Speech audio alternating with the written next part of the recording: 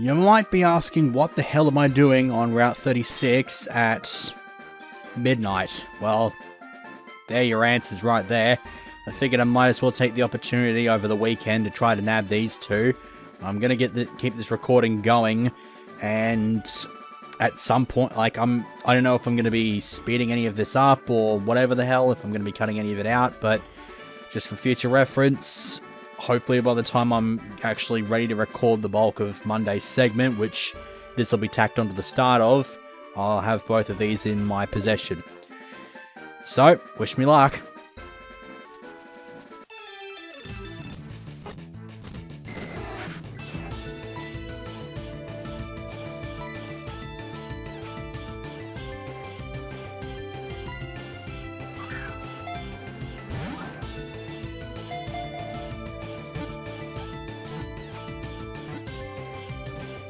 Oh, got it. I was actually considering, okay. Well, there you go. I got it in a Premier Ball to boot.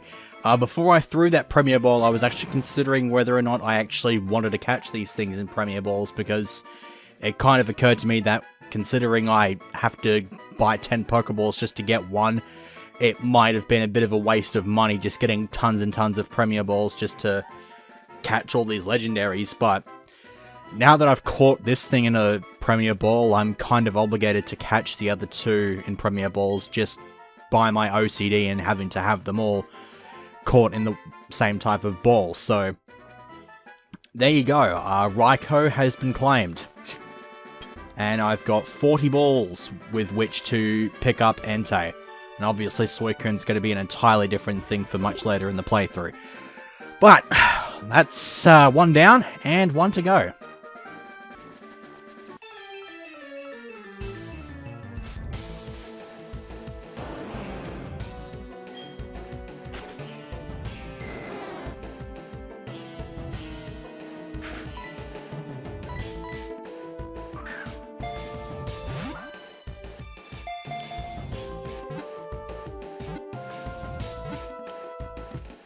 Got it. Oh, thank Christ. I've got this recording going for a grand total of approaching 44 minutes now. So that's how long I've been spending. Well, I mean, maybe give or take could probably add another maybe 5 or 10 minutes onto the end of that before I decided that I might as well just record this bit and just sort of chop the bits and pieces and just show that I've actually managed to catch both Raikou and Entei in Premier Balls. You'll have noticed that in a section of the... Actually, no, I'm going to end up cutting most of it out. I'm probably not going to speed any of it up, but... might as well go and see what the hell these fellows are all about. Yeah, they both have Roar. I found this out the hard way. I decided to grab my Wobbuffet out and use it for Shadow Tag and try to get more balls in per encounter. The problem, however, is that even with Shadow Tag, Roar can still sort of end the battle. Thankfully, it doesn't cause the thing to disappear off of the overworld permanently like it does in Fire Red and Leaf Green, but it does kind of defeat the purpose of having something with Shadow Tag, so I decided that just weakening it, putting it to sleep, and just throwing a single ball each encounter was the best way to go. It probably still wasn't, but the evidence is quite clear here that it still works pretty fine. I've got Raikou, I've got Entei, Suicune obviously isn't happening until Kanto. And so, yeah, that's about it for this little starting section of the segment. Once Monday comes around and I'm ready to record the rest of the segments, we are going to be going through Mount Water and Route 43. I imagine I'll probably be able to get through the both of them in the one segment. Also, just to establish here, you can actually access the Battle Frontier now that you have the 6th badge. I don't know why I said you, it should be I. But I'm not going to go in there until I have a team of level 50s. So don't go asking me to try that shit out because, yeah, I'm not even going to bother with the factory. So whatever. Anyways, I will see you on Monday for the remainder of this segment that you are watching. Some of you might be wondering how difficult it was for me to capture this Metang. And I'll explain this in a moment because I'm going to go on a bit of a tangent soon. But the first thing I want to do is I want to grab this nose pass out. I mentioned this in an annotation earlier in the segment. in that little first, like, 5-minute section that I did. The reason I've got this nose pass is because I had a quick gander at the wild Pokemon encounter tables and found out that the only way to get a Promo Pass in this game is to evolve it. So I had to go and do a whole bunch of rock smashing at Ruins of Alph, get one of these, and then I have to use the Voltaic ore on it. This is a good way to show off how you're supposed to use these ores and stuff like that, even though I already did that with Talia earlier on in the playthrough. But this is basically how it works out. You just use the item in question on the Pokemon, and it evolves. This mechanic also works with all the trait evolution items. So, for example, like the upgrade there, King's Rock, Metal Coat, that sort of stuff. You just use it on the Pokemon that normally has to hold it and then trade to evolve, and it will just evolve on the spot. So, if I decided to go and get some more coins and get a Porygon from there, I can just use the upgrade on it and it would become a Porygon too. It's as simple as that. Now, you are number 476, which means you go here, and you can go, I think it's there? No, hit right here. 77, 78, 79, okay. Alright, so that's in the collection now. How close am I to completion of the Pokedex, actually? Also, how many TMs have I got? I got Tropius. I need to work out where the hell I am right now. Ecruteak City. Okay. This is fine. I don't think I need... I might need a Rock Smasher, so I'll bring Gligar with, and I guess I'll leave Turbo Drum behind because he's the highest level. Yeah, everybody's at 37, 38. Alright. Okay, so, that Metang that I was going to talk about, because for this opening part of the section, I'm going to go and do some exploration in Mount Mortar, and it's going to be boring as hell because it's a cave, but... Oh, gee, more glitches. Okay, how many repels have I got? 11, that should do the trick, because I've already caught everything in here. The Metang was one of them. It was in the first subfloor. I had to access that using Surf and whatnot. But, I'm going to be talking about the whole point of pseudo-legendaries, because if you don't know what a pseudo-legendary is, they follow a certain number of rules. One of these rules is that they have to be a 3-stage evolutionary line. They have to, I believe their final form has to have a base stat total of exactly 600. And I think it's also implied that they are, like, really rare to catch. I mean, obviously they are, but, I think there's a couple of, I think there's maybe 1 or 2 other requirements that I can't think of offhand. But, Dragonair is part of a line of pseudo-legendaries, and so obviously its final form is considered to be one Dragonite. Metagross, which is Metang's evolved form, is also a pseudo-legendary, and the other ones that currently exist at the moment are obviously the Dragonite, Tyranitar, which is the one introduced in Generation 2, Metagross was introduced in Gen 3, as well as Salamence. It's the only generation that has more than one. Gen 4 gave us Garchomp, Gen 5 gave us Hydreigon, Gen 6 gave us Goodra, and then for Sun and Moon we got Komodo. Probably the worst pronunciation of that name ever, but whatever, I don't care. This is the thing I like about having all of these different moves, is that if you disable one of them, I can just hit you with another powerful move, especially on a normal type, where the type here doesn't really matter that much, because nothing is resisted by this thing. It's, yeah, I just hit hard anyway, so it's fine. But yeah, they all have 3 lines of three stages in their evolutionary line, and they're usually pretty weak in the first 2, but become really good in the 3rd. I think the one exception to that would actually be Beldum. But yeah, the Beldum, I mean, Beldum by itself only has one move, which is Takedown, which is pretty shit, but once it becomes a Metang, it gets Confusion and Metal Claw, and is actually somewhat decent, so it's not actually a terrible idea to use one in a playthrough. I used it now for Sapphire, and it was pretty good. But most of them are usually quite weak. Like, for example, Dragonair. Like, it's not really that good. It's proving itself reasonably well, but it's really not that good. I believe Kangaskhan in this case has Early Bird, maybe? I'm going to switch out anyway, because Bulbat's not really doing that much. I've got to find some way for Bulbat to actually get some kills in and get some levels up and evolve. Because at the moment, it's not really doing a whole lot to prove its worth. So I probably should have gone into Talia to show off Earth Power there, but whatever. Something in my mouth. Yeah. But yeah, the Beldum line is kind of the odd one out of the group of pseudo-legendaries. Not only because its second form is actually pretty decent, none of the others are really that great, but the typing of that line is unique exclusively to itself and none of the other pseudo-legendaries. It doesn't share a type with any of the other pseudo-legendaries. Most of the pseudo-legendaries are dragon types. The only exceptions to this are the Metagross, obviously, and Tyranitar, which becomes Rock Dark. And Tyranitar did have a typing that was unique to itself until Gen 5 came out and gave us Hydreigon, which was a dragon, but it was also a dark type. I believe if we go down from here, it'll take us to the... Well, if we can use the correct items here. Okay, this actually takes us to somewhere different, which is actually kind of good. I don't know how many items are hidden in this area, and I don't even know if I can even reach some of these areas, because I know there's a bunch of areas here that require rock climb, like that area over there. So I'm not going to be able to explore the entirety of this place right now. As a matter of fact, I think my exploration of this place for the time being is over, aside from the bottom floor, and that might actually be relevant to my interests anyway, assuming I can reach the Karate King.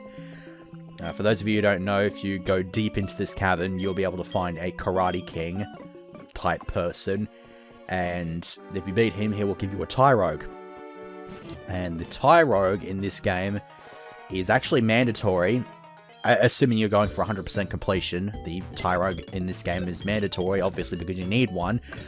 But you can also find them in the wild normally, so the question is, okay, well, you don't need that one. Why would you need it? It's because, minor spoilers, I should have just withheld this information until I'd actually collected the Tyrogue in question, but I think I might have already spoiled it anyway. It's holding the fist plate, which we're going to need if we're going to fight Arceus. So, I'm going to have to go up in here. This is the area where we want to go, because this leads us to nothing more than this. We could go and do some surfing, but there's a waterfall that's blocking our progress, so there's not much point. And here, there's going to be a lot of hidden items down here, so there's going to be a lot of use of the dowsing machine. It doesn't exactly help when the repel runs out, because then it makes me have to do this. I'll just register this so it's a bit easier. Don't have to keep going back and forward between the two. So I've got absolutely no idea what items I'm going to end up coming across, where the hidden items are, or anything like that, so it's going to be a nice little exploration as I continue on this tangent about Metang and that sort of stuff. So, I believe I left off mentioning that Tyranitar was a unique typing before Hydreigon came in with its Dark Dragon typing and was quite a disappointment to me. I will establish right now, I was not very well impressed by Hydreigon, unfortunately, because I wanted it to have Dragon Claw, but it couldn't get Dragon Claw, and it pissed me off. And then they finally gave us another Dark Dragon in the form of Guzzlord, and guess what? Even that can't learn it. At least as far as I'm aware, it can't learn it. I'm not entirely sure, but I'm getting off topic here, and I've got to go back because I've got to grab my frickin' Tropius out. I had to take something out because I needed to have something free in the party in case I did come across the fellow with the thing, but apparently, game's just like, no, you need strength for this. This is gonna suck if it turns out Gligar can get strength. Yeah, it can. This trip was entirely pointless. I apologize for that. I probably should have prepared in advance for this, but I just kind of went into this area somewhat blind. And this is the kind of shit that you have to deal with, because I tend to learn my lessons the hard way, unfortunately. So, 6 super repels left. These are probably not going to last me. Probably should have gone and bought some more, but whatever. Going back and forth between wishing I did this, wishing I did that is just kind of shitty. So, there is an item of some variety nearby. Probably down here. No, it's over here, actually. Yep, here you are. Ultra Ball. Okay, well, that's a free 600 bucks right there. If we go over here, nothing of interest. It'll just take me back there, because I don't want to go that way, because it's one way.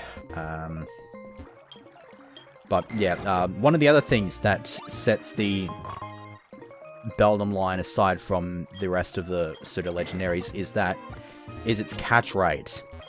Most of the pseudo-legendaries have a catch rate of 45, so they are somewhat difficult to catch, but usually if you can get them down and get a status on them, you should be able to get them within maybe a dozen Pokeballs or something like that. Matang is the one exception to this. I mean, the Beldum line are the one exceptions to this. One exceptions. Stupid plural. Got them mixed up, but whatever. They're the exception to the rule because they do not have a catch rate of 45. They have a catch rate of 3. If you don't know what catch rate of 3 means, it basically means that the thing is about as hard to catch as most noteworthy cover legendaries, such as Mewtwo's not a cover legendary, but it's a good example because it makes sense.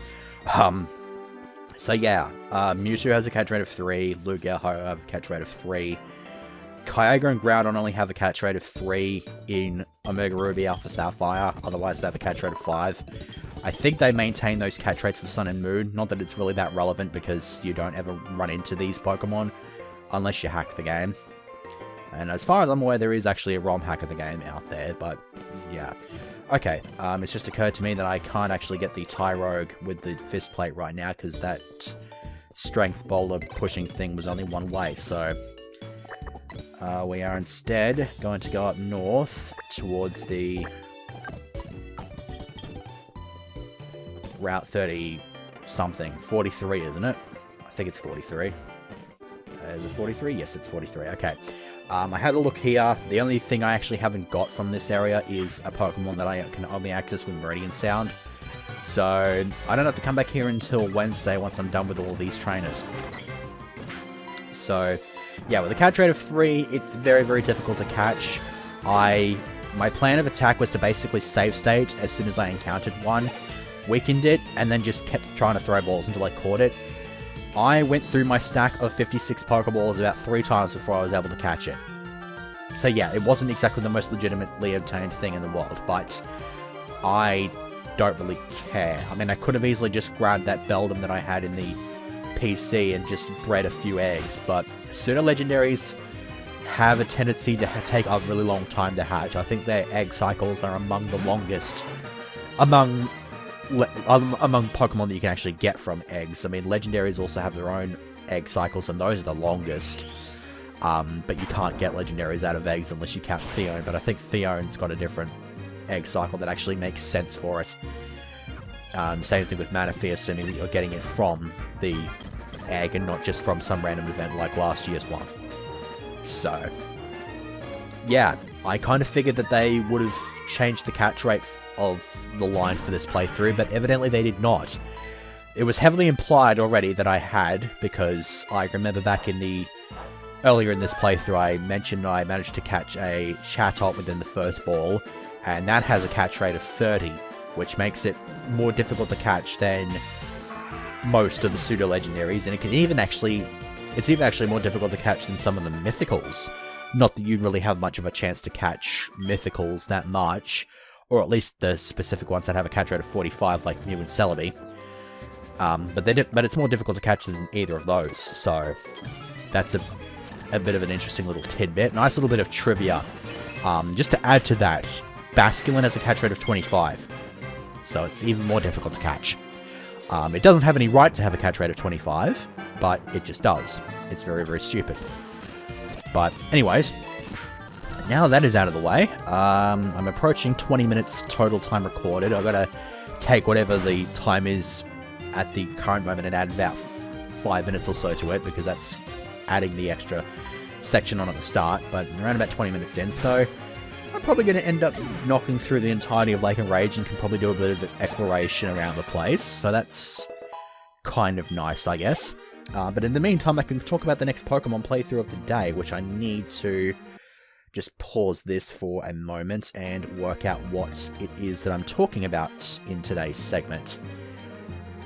Let's see.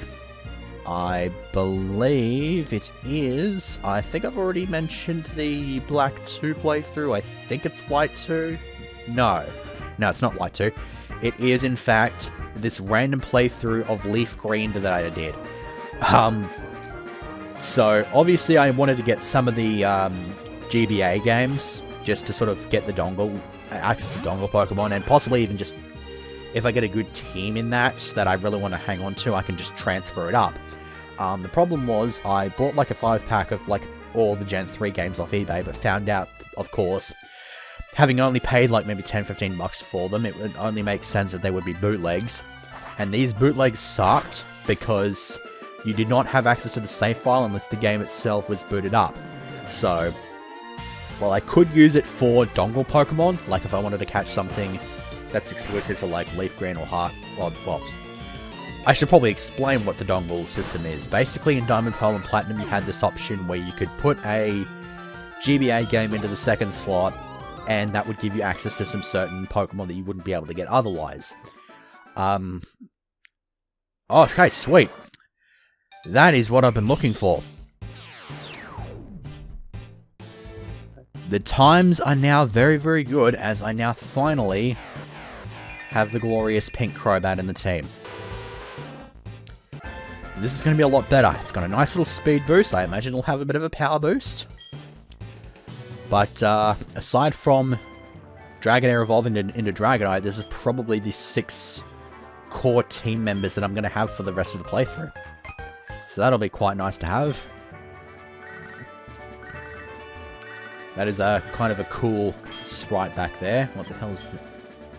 Pseudo-Word at Route 36. Okay. Route 36 is the place where you caught Pseudo-Word. Okay, whatever. I feel like the only reason she's mentioning it is because the nature is correct for the shiny leaf. I have no idea, but whatever. Wait, what? Anticipation. Why does it have this? Okay, whatever. While I'm actually here, there's this little weird smiley face looking yellow thingamabob, like one of those little potato smiley face thingamabobs here. This indicates that the Pokemon has gotten rid of Pokeross. So, once that happens, it can't infect anything else because it's obviously gotten rid of it, but it still retains the benefits of the Pokeross.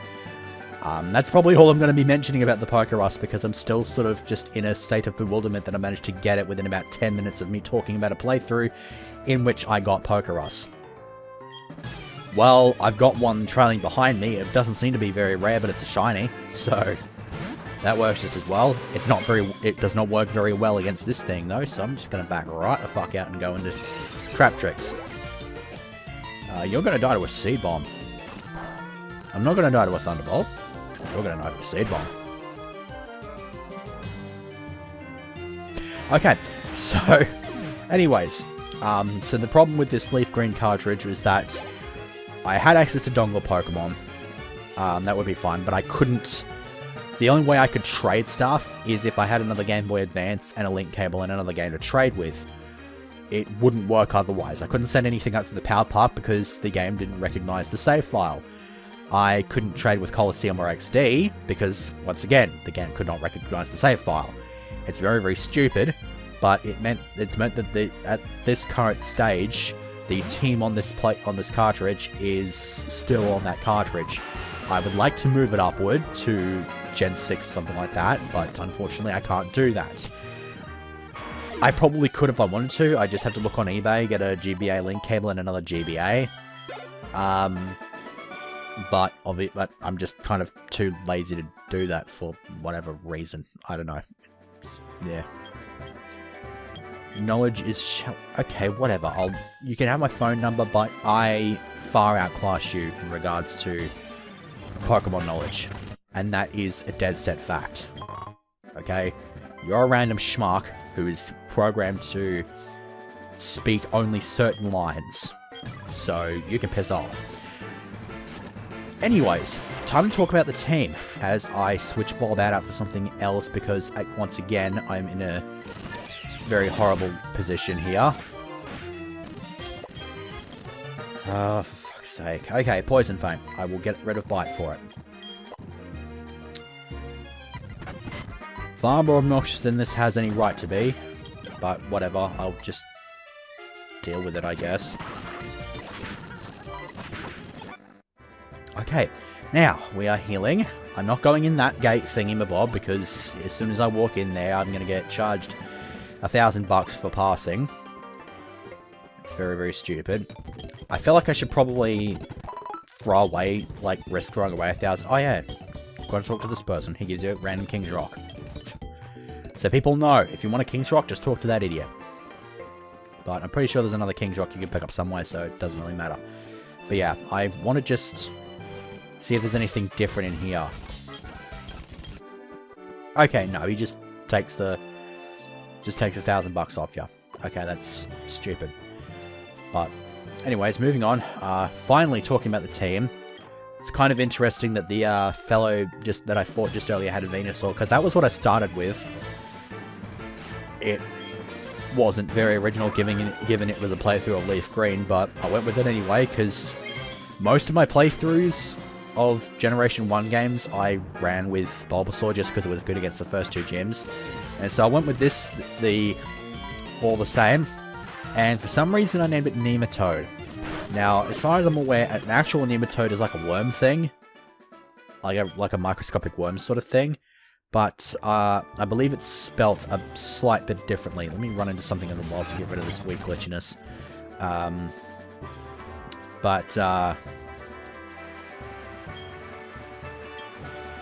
Yeah, there's the red Gyarados over there. I'm gonna just ignore that for now because there might be some other trainers that I get to deal with here. Nope, I guess I have to wait until later. Also, the lake can actually flood over like this, so you have to sort of deal with a maze. I believe it's the only way that you can get to certain areas in this lake, otherwise. I mean, because, like, otherwise the lake will be, it'll have it, it's like the tides in, Shoal Cave. You only have access to certain areas during certain times of the day, so... I cannot take another hit from this Huntail. Yay, thank you. I was not expecting you to have an ice move. I kind of figured that you'd be doing that first. Evidently that is not the case. Thank you for reminding me of tentacles that I have long since ditched. It's also obnoxious for you to have tanked that hit. But whatever. I like how this guy has both evolutions of Clamperl, even though they both suck. Gorobus isn't that bad, though. I've been wanting to use one for a while. I just haven't gotten around to doing it. It wouldn't have been a terrible idea to use one in this playthrough, actually, because you can find Huntail and Gorobus in the wild, so there's no real reason to, like, lose your shit over it, because, like, I can't remember if I've shown this off, but I do have a Deep Sea Tooth here, which is the item you need to evolve Clamperl into Huntail. I don't know where you get the scale from. It says that it's in the same area as the Deep Sea it's in the same area as the Deep Sea Tooth, but it seems to be in an area where you can only access it through the whatchamacallit, the god damn it, the rock climb. Yeah, that's the one, rock climb. I like how I just straight up forgot that that was a thing. But as far as I'm aware, this maze is explorable normally, regardless of whether the tides are up or down. But if the tides are down, there's a whole bunch more trainers that you get to fight, because they'll just be sort of hanging around the area. I only remember this because back when I played the original Gold Silver Crystal, I remember that there was some random schmuck in this sort of area that just had a Charmeleon for some reason. And that just sort of stuck in my mind for all this time. But while you have access to... while the tides are up like this, you have access to this house, and if the tides are down, you can't actually get in here. And this is relevant because if you talk to this schmuck, you get a hidden power TM. Hidden power might not be a terrible idea. I've got to go and have a look and see what types everybody has. That's easy to find because you can find Kecleon on Route 48, so I can go and have a look at that. But back to the nematode story. I switched the spelling around and made it like spelled toad, as in like the animal, like toad, or like toad as in from Mario. But it was, yeah. I kind of a disjointed thought central once again. I'm developing a rather annoying habit of having that, but whatever. Not really much I can do about that except for just focus entirely on what I'm talking about, in which case I'm probably going to just not be able to pay attention to what it is that I'm doing on the screen, and I'll probably end up getting screwed over by it in some way, shape, or form. Oh, choice specs. They're just on the floor somewhere. Okay. I was not expecting that, but okay, I'll take it. Next to it is a max potion. Okay. That's kind of cool, I guess. But I'll breeze through the rest of these team members. They weren't really that remarkable, but a bunch of them were Pokemon that I've used before. Level 50 Magikarp. That is excellent. But, let's go ahead and throw a save state here. And as I throw this Gyarados, as I fight this Gyarados and attempt to capture it, it is female. It is not very interesting as a result. Okay, apparently this Gyarados has a move that is super effective against Golbat. Lord knows what that could possibly be. Ice Fang. Why didn't I see that one coming? Whatever. Let's just move on. The next team member I used was a Ninetales. I named it McCloud because it was a fox. And Fox McCloud from Star Fox. That was kind of cool. I believe it was my resident sleep inducer. I can't quite remember though. But I think it had access to hypnosis. I think it also had Confuse Ray. Either that or it only had Confuse Ray. I'm not entirely sure about that. But it was still pretty good. Red Scale. I get to take this back to Mr. Pokemon once I've had a chat with Lance here.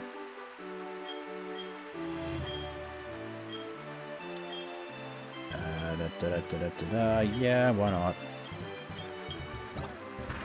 Okay, that's cool. I'm going to be doing that next time, because I'm coming up to about 35 minutes recording, and I just want to end this segment by talking about the rest of my team. I had a Gyarados as my obligatory water type. It wasn't that good, unfortunately, because most of its water, because all the water type moves in that generation were special, because this is before the physical special split of Gen 4.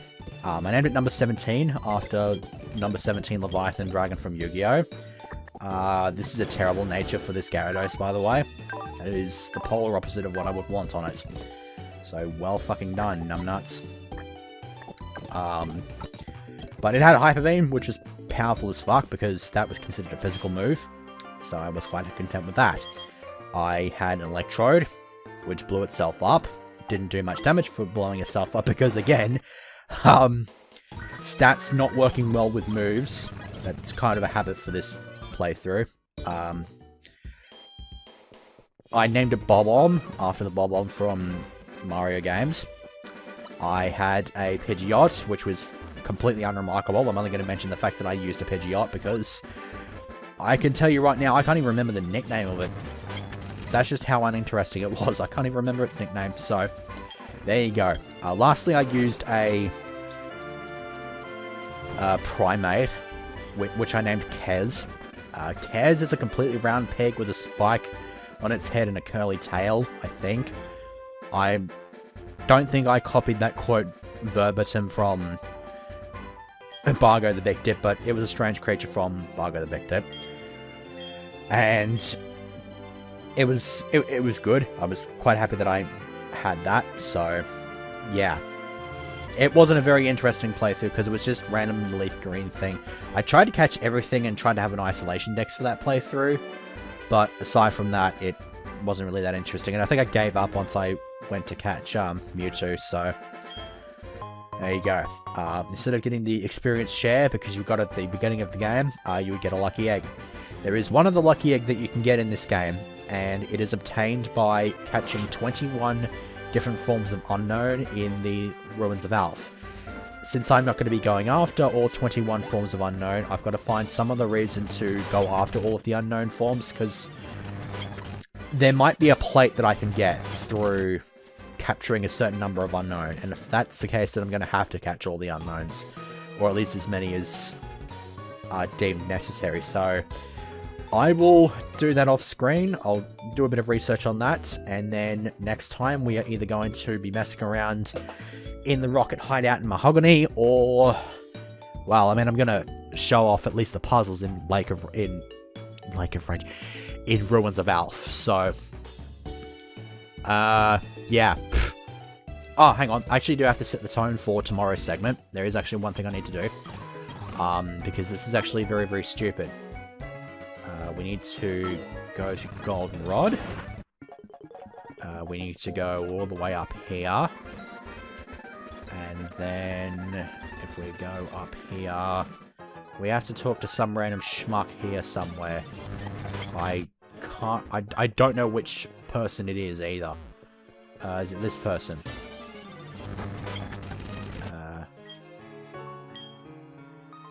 Yeah. Is it just me, or is the ground here really hard? Does this thing tell us anything? No, it does not. Okay. So, that actually does imply that something is sort of hidden here, very much buried. The problem, however, is that this person will not move at all. So the only way to actually get to this exact spot and have this guy not be here is, would you fucking believe it, entering the bug catching contest. So after all this time saying that I'm not going to show the bug catching contest on screen, we're going to start tomorrow's segment by showing off the bug catching contest, because it'll be Tuesday. Fantastic. And yes, believe me, it is in fact mandatory to do this if you're going for 100% completion, and you will find out why tomorrow. So I am just going to go ahead and run all the way back here. Didn't need to show this off, but I'm just going to sort of camp my way here, because there's nothing in the Lake of Rage that I don't already have, and there's nothing that I really need to catch here, so I don't have to show off any hauls tomorrow. So I'm just going to sit here, and I'm going to start from this point next time. And we're going to do bug catching contest, and a whole bunch of rocket shenanigans, and all that sort of tedious bull crap. So, yeah. See you tomorrow.